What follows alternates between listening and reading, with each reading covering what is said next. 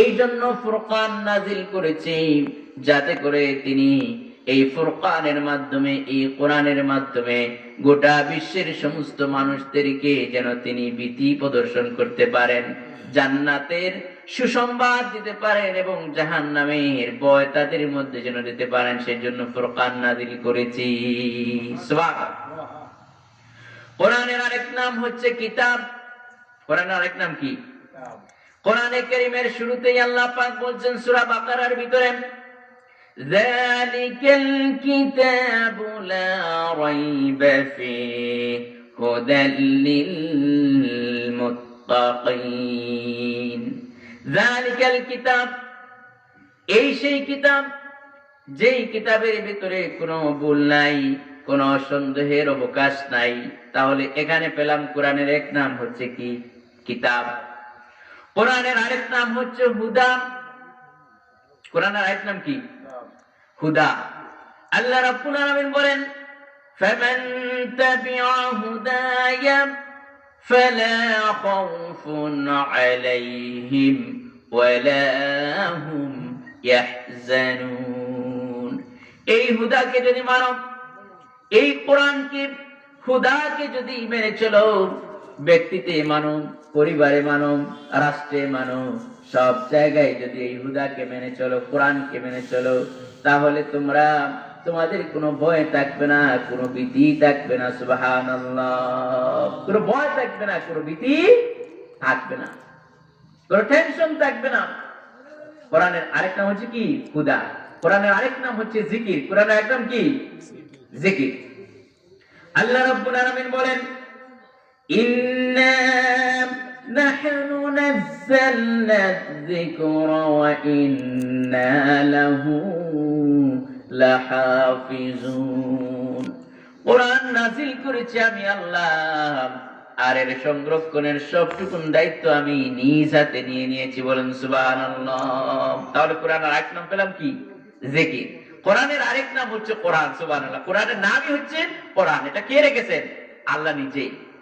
বাল হুয়া কুরআনুম মাজিদুন ফি লাওহিম মাহফুজ। সুবহানাল্লাহ বলেন, বাল হুয়া কুরআনুম মাজিদ ফি লাওহিম মাহফুজ। এটা হচ্ছে কোরআন, আর এটা লাওহে মাহফুজে সংরক্ষিত। সুবহানাল্লাহ। আমার বন্ধুগণ, এই কোরআন হচ্ছে ফুরকান। কোরআন কি? ফুরকান। এই জন্য কবি বলছেন, আল কোরআনের পথ, এই পথই আসল পথ। আল কোরআনের পথ, এই পথই আসল পথ। অন্য পথে অন্য মতে নেই যে রহমত। অন্য পথে অন্য মতে নেই যে রহমত। আল কোরআনের পথ, এই পথই আসল পথ। সুবহানাল্লাহ। এই কোরআনের পথই হচ্ছে আসল।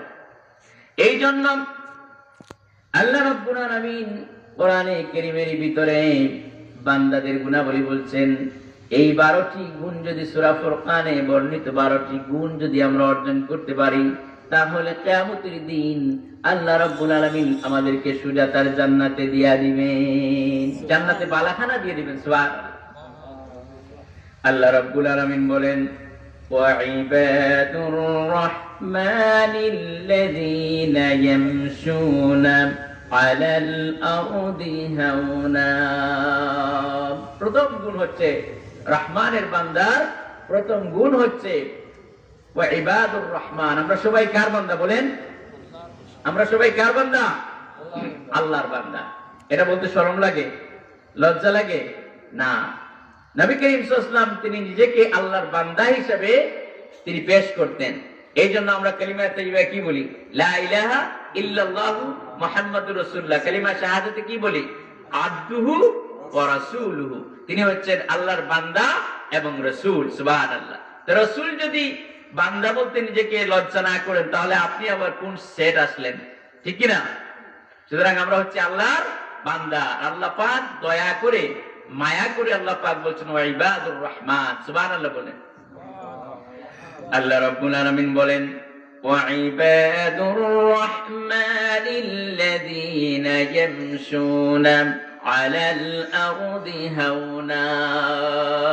রহমানের বান্দার প্রথম গুণ হচ্ছে, রহমানের বান্দা যখন জমিনে হাঁটাচলা করে, চলাফেরা করে, তখন ইয়ামশুনা আলাল আরদি হাওনা, একদম বিনয়ী ভাবে চলাফেরা করে। সুবহানাল্লাহ। তাহলে আমরা কি বিনয়ী হতে চাই না অহংকারী হতে চাই? রহমানের বান্দা অহংকারী হয় না, সে বিনয়ী হয়। কারণ সে কার বান্দা? সবাই বলুন, কার বান্দা? আল্লাহর বান্দা। এটা হচ্ছে প্রথম গুণ। রহমানের বান্দা বুক ফুলিয়ে হাঁটে না, মোটরসাইকেল নিয়ে ভেবু করে চলাফেরা করে না। মোটরসাইকেলের ওই যে কি বলে সাইলেন্সার, এটা খুলে দেখবেন ভূ দৌড় দিচ্ছে, বাচ্চারা মুরব্বীরা হার্ট ফেল করবে, এই অবস্থা, ঠিক কিনা? রহমানের বান্দা যারা, তারা বিনয়ী হয়। তারা কি হয়? বিনয়ী হয়। কারণ রহমানের বান্দারা জানেন, আল্লাহ পাক বলেন, وعباد الرحمن الذين يمشون على الأرض هونا। রহমানের বান্দা যারা হয়, তারা বিনয়ী হয়, তারা জমিনে হাঁটা চলা করে, চলাফেরা করে, তারা একদম বিনয়ী ভাবে হাঁটা চলাফেরা করে, একদম আল্লাহর প্রিয়